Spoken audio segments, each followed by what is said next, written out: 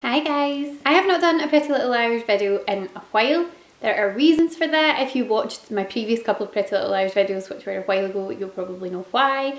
My feelings towards 6B and chunks of 7A are not a secret. However, I felt like I couldn't not do a review of the season 7 mid-season finale, The Darkest Night. I don't even quite really know where to begin with this because so much stuff happened in this episode that it felt slightly like emotionally overwhelming. By the end of the episode, I was just like, what actually just happened? I will say that I think that this is probably the strongest episode that they've done in quite some time.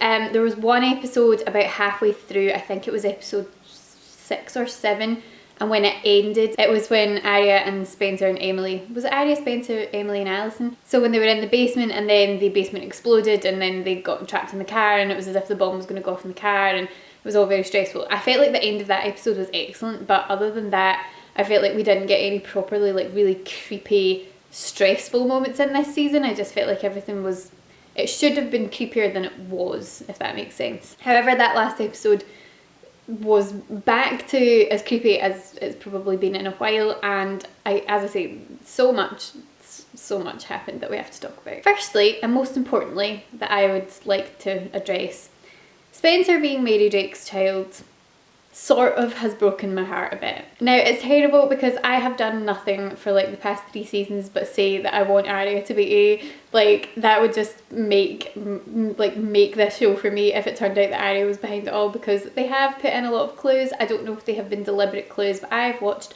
a lot of theory videos suggesting that Arya is A, or at least is working with very closely with A.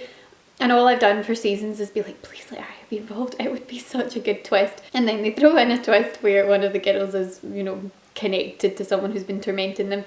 And I'm gutted about it because it's my favourite character. Unfortunately, I saw on Twitter before I watched the episode that Spencer was Mary Drake's child. And I wish that I hadn't, because that is obviously like the biggest twist of the episode, or the biggest giveaway from that episode, is that, you know, Spencer is Mary Drake's other baby, so that makes her Ally's and Jason's cousin, so she and Jason are cousins and brothers. Peter Hastings has a lot to answer for, people. So yeah, I was kind of disappointed by that. I was disappointed because I'd found out about it before I watched the episode, but then watching the episode I was like, I suppose it does make sense from the point of view that we had Mary Drake going to visit Spencer when she arrived in town, and that was all a bit sort of creepy, and we had a couple of scenes with them when they went to the Lost Woods and they were kind of working together, and I never really thought about it at the time that they were making these deliberate scenes of Spencer hanging out with her, or not hanging out with her, they were chilling out at a bar or something, but you know what I mean, like working with her. It never really struck me that there was anything significant about that. I'm very sad that Veronica Hastings is not Spencer's mum. That just, thinking about that just makes me really sad, because I've loved the relationship between Veronica and Spencer over the seasons and how it's grown and it's developed and it's got to be so much stronger and so much better, and I just really love their mother-daughter bond, and I'm just so sad that it turns out that she's Mary Drake's child. So that was frustrating. The end of the episode where it's kind of like, is Spencer gonna live or die? The way that I read it, or the way that I read this situation, is that they had Spencer looking as if she's about to die, and then we have, of course, the car crash with Toby and Yvonne. And the way that I kind of read it instantaneously was, so that's how they're getting rid of Yvonne. Throughout the season, I have wondered how they were going to make Spencer and Toby endgame, because let's be honest, especially from that episode there, it does look a little bit like they are trying to, in fact, it's not even like they're trying to, Marlene King admitted that this season was about bringing the, you know, beloved ships back together, so we were getting Hannah and Caleb back together, which I should have been happy about, but to be honest, because of all the Spencer stuff, I'm just not on board. Emily and Alison in that episode spending the night together. Ezria is the one that is throwing the spanner in the works, because we had them so happy together and they were engaged and everything was good. I did not expect Nicole to still be alive.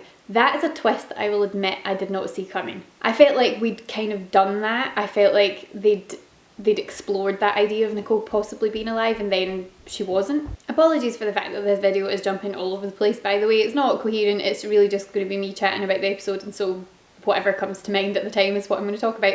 So yeah, I really felt like they had explored that what if Nicole was alive thing with him going away in the first instance, when they had that really awkward scene at the end of episode 9 when Arya got the text message saying like Nicole wasn't one of the people that was kidnapped, and then she had to do that kind of like awkward face of like, I'm really relieved about this, but I can't look happy because he's just telling me his ex-girlfriend's definitely dead. So we had that kind of awkward moment there, and I thought that was us kind of done with that, and I thought it was just going to be that Ezra then came back and they had to kind of navigate that slightly awkward situation, and then they would get back on track and get married and it'd all be fine. So I really did not expect in that episode for that to then suddenly shift and for Nicole to actually be alive.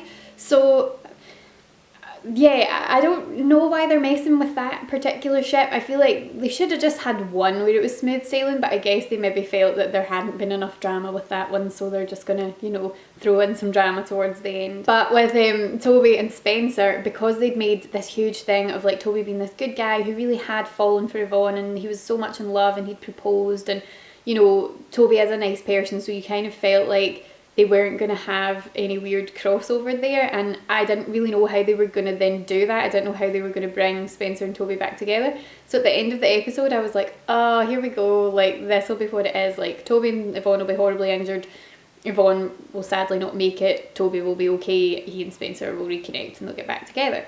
However, I have seen people saying that Keegan Allen is not listed as reappearing in 7B, which stresses me out somewhat because I really don't want Toby to be dead. And also, if Spencer and Toby are the only ones that they don't put back together after all of this nonsense, I'm going to be very upset. Like, after everything that had happened with the whole Caleb situation, Spencer deserves to be happy too, okay? Caleb, who was crying 5 minutes ago about the fact that he was in love with Spencer and he gave up this dream job for her and moved to Washington and didn't want to leave her, and oh, couldn't they give it another chance, and then 5 minutes after that breakup is back sleeping with Anna. And I know the whole Caleb, Bowie, Ezra, Emerson endgame plan is what everyone wants, and ultimately if that's what they do, then fine, like, you know, I'll be fine with it. I always wanted Hannah and Caleb to be together from the start anyway, and they then ruined that for me by bringing in the Spencer storyline. But anyway, I'll stop moaning about that just now because I feel like what they've done is they've tried to like very quickly brush that under the carpet and pretend that that didn't happen, and they've got like Spencer and Caleb totally cool with each other and no one's referencing the fact that 5 minutes ago they were a couple. It's all just been handled very strangely. But anyway, moving on from that, I hope that Toby's okay, and that's kind of what I felt they were doing with that whole car crash thing. I'm interested to find out if A is involved in the car crash, if that is just a random coincidence, or if they actually have been tampered with by A, in which case why does A want rid of Toby, or is it Yvonne he's trying to get rid of? Is A trying to do Spencer a favour? I don't know. Noel Kahn. Now this is the next point that I want to talk about. How is Noel Kahn involved in this? I genuinely still don't, like, I understand why Jenna teamed up with Charlotte, that I can get on board with. Jenna hated Alison, she had every right to hate Alison after what she did. Jenna wasn't a nice person, but Alison was awful and blinded her and did some terrible things. So I could see why Jenna would like team up with Charlotte. I could understand that. The strange thing is that Jenna wanted to punish Ali, and the whole point of this was supposed to be that Charlotte wanted to punish the other girls for what they did to Ali, so I'm a bit lost there. But if we just ignore that, I do think that the fact that Jenna worked with Charlotte, I can understand that and I can see where that came from. Noel though, why was Noel involved? Like, to this point he has now like traumatised them and then been unexpectedly decapitated, which I have to say, another moment that genuinely stunned me and I was not expecting from this episode. But I still am not clear on why he had anything to do with any of this. Like, I still don't understand what his motivation was. Like, he didn't have a huge problem with Alison. In fact, he helped Alison right up until, you know, the end of season 4. So I'm kind of at a loss as to why he had anything to do with this. There was a comment that he made when he was upstairs in that room in the creepy house when Emily and Hannah were trying to hide from him, when he's lifting an axe dramatically from the suit of armour situation, which at that point, the very idea of him decapitating himself by falling on that had not at any point registered in my head, and I'm sure registered in no one's head. But there was a line there where he said something about, oh, that's what she taught Jenna and me, like, was how to smell fear or something like that. And I was like, but why was she teaching you that? Like, why were you there? Why did you have anything to do with it? I don't know why he had a vendetta against them. Is he just nuts? Is he just a horrible, cruel person who has this evil streak where he wanted to traumatise them for no real purpose? I don't know. I don't know. Was he secretly in love with Jenna and wanted to help her out? I don't know. I'm still not 100% clear on. If you're clear on that, if you understand what Noel's motivation was, can you let me know in the comments down below, because I'd be really interested to hear why anyone thinks he was involved. So otherwise, I'm trying to think what else we found out. Oh, Ali's pregnant. Now that's got to be a really horrible way to discover that you're pregnant with your psychotic husband who traumatised you and tied you up and really didn't ever love you and just wanted to punish you. Now you're having his baby. That's not great. I did feel like her kind of turning to Emily instantly was what so many fans would want, and so I get why they did that, but I feel like probably Emily was right when she was like, is the timing right for this? I have seen a lot of people talking about it, and it did cross my mind as well. Is there going to be some sort of twist where, because remember how A stole Emily's eggs way back a season ago? So there's people been saying maybe Ali's pregnant and it's Emily's eggs that she's been like impregnated with, which I suppose could have happened when she was in the hospital and was like being drugged by Rollins. Someone could have done it then. I feel like that's probably what's going to end up happening, because that's a very sort of strong way to kind of tie that Emerson bond together. So I don't know, we'll wait and see in terms of that, but that seems like a way to bring back the fact that Emily's eggs got stolen, which hadn't been referenced for a while. Paige's speech about Emily and Alison I thought was great. Paige being back, I was glad Paige was back, because I always really liked the Paige and Emily relationship until I remembered that Paige had tried to drown her at one point very early on, which the fact that you can forget something as significant as that shows you how much happens in this show. But yeah, as time went on, I did really enjoy that pairing and I thought it worked quite well. So I thought it was nice to have Paige back. However, I don't think that her coming back to apply for a job at Rosewood High was a believable reason for her being there. I feel like they could have done that so many other ways. They could have had, as I said this to Emma, like they could have had Emily have like a really like emotional night. She's really stressed out about everything that's happened with A. She has a bit too much to drink. She phones Paige, leaves her an upset voice message, doesn't remember she's done it, and then Paige shows up and is like, I came as soon as I got your message. Is everything okay? And then have that awkward, oh my god, I didn't know I called you, and you know, that kind of reconnection, rather than her applying for a job at the high school that she hated in the town that she couldn't wait to get out of. I don't know. I know they just wanted to bring back as many people as they could, and that was actually a lot of fun. I always think it's fun when they bring back old faces and you go, oh, were you potentially involved? I want more of Jason. Jason and Ren, I just need some of in season 7B.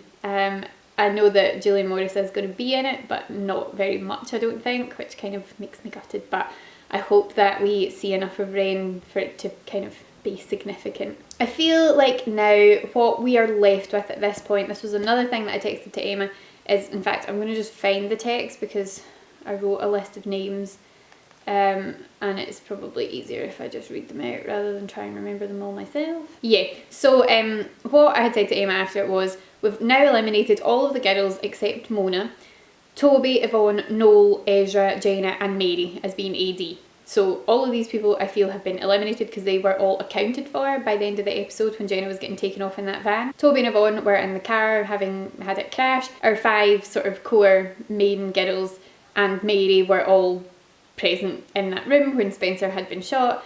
Ezra is in Colombia. Who else have I mentioned? Noel's just been decapitated. So yeah, they're all accounted for, so we know that it's not them. So really the people that we are mainly left with are Mona, Caleb, Ren and Jason, I would say, and Melissa. They are kind of our main people who have not been accounted for at the moment. Oh, and Lucas, I forgot about Lucas.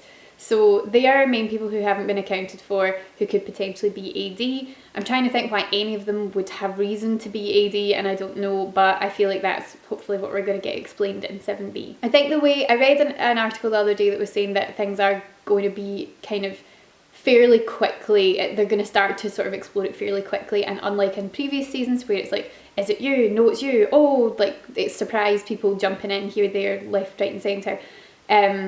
It's not going to be as much like that. It's going to be more of a fairly early on you start to get a feeling, and that eventually is confirmed. And I think that's what they're saying is going to happen, which I think is a nice turn for them because they've not really done that before. Part of the thrill of Pretty Little Liars in the earliest days, and then part of the kind of frustration with it as well, was always that you never knew who it was and you never knew who was involved, and you really struggled to figure out all of these different people and account for all these different people. So I do think it's interesting if they're going to fairly quickly start to give us a strong idea and they're not going to sort of turn that on its head in the final episode. So yeah, I'm going to leave it there. I've talked for quite a while, I think. I talked for longer than I expected to talk about it, but let me know in the comments down below if you watched this episode, if you felt that it was back to its creepy old style that I really enjoyed. I thought all the stuff in that creepy house was brilliant because it really brought me in mind of the old style really creepy episodes of PLL that I really loved. So let me know in the comments down below what you thought of it. Again, if you've got any knowledge as to why Noel was involved, please let me know because I'd really appreciate it.